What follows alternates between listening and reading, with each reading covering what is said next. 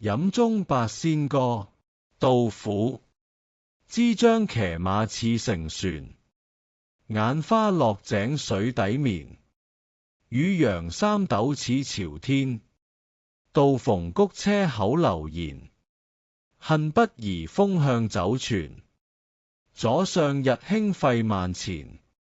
飲餘長頃給百川，鹹杯惡性稱鼻言。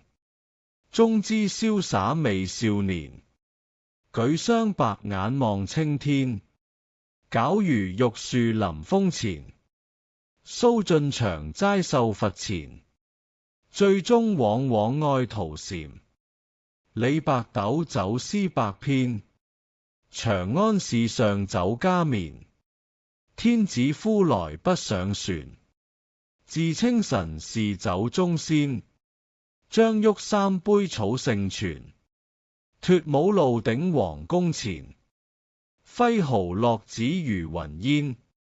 朝睡五斗方卓然，高談雄辯經四言。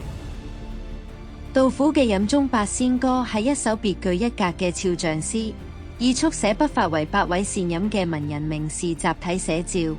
此詩大約創作於天寶5年，杜甫初到長安之時，追憶呢8位酒中仙人喺長安嘅日事。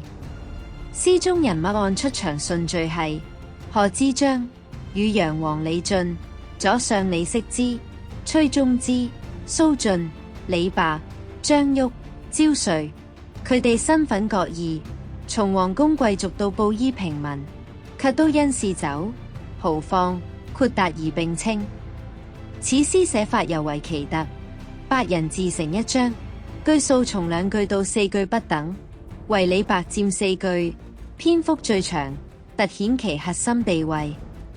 詩中刻畫各具神采，賀知章最後嘅騎馬似乘船搖晃，乃至落井水底眠嘅滑稽，與楊王嘅道逢谷車口流言，恨不得改封酒泉嘅痴態，左相李適之嘅飲餘長頃給百川豪車，崔宗之嘅舉雙白眼望青天傲岸俊美，蘇晉喺齋戒與醉酒間嘅徒禪矛盾，李白嘅天子呼來不上船，自稱臣是酒中仙嘅狂放不羈，張旭嘅脫帽怒頂皇宮前揮毫嘅草盛風采，以及焦瑞嘅五斗方卓然，高談雄辯經四言嘅後發之勢。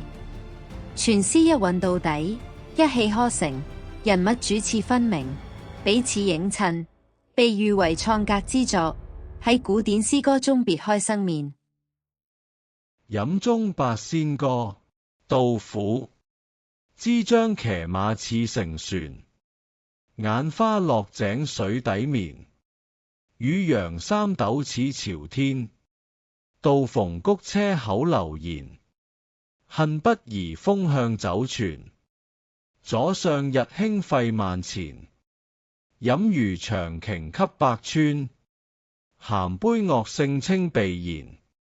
終知瀟灑未少年，舉雙白眼望青天。皎如玉樹臨風前，蘇晉祥齋壽佛前。醉中往往愛徒禪，李白斗酒詩百篇。長安市上酒家眠，天子呼來不上船。自稱臣是酒中仙，將郁三杯草盛傳。脫帽怒頂皇宮前，揮毫落紙如雲煙。